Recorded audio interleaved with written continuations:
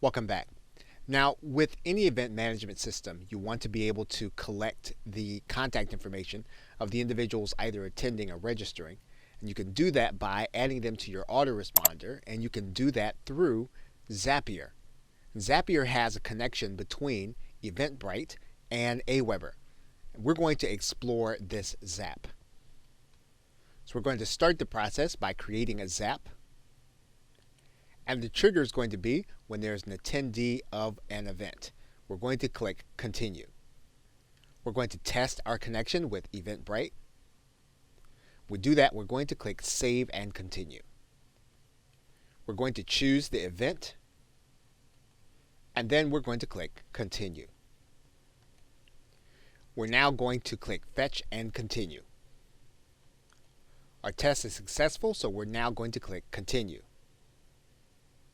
Now what we want to do is we want to create a new subscriber with every attendee. So we're now going to click Continue. We're going to test our existing connection to Aweber. And now we're going to click Save and Continue.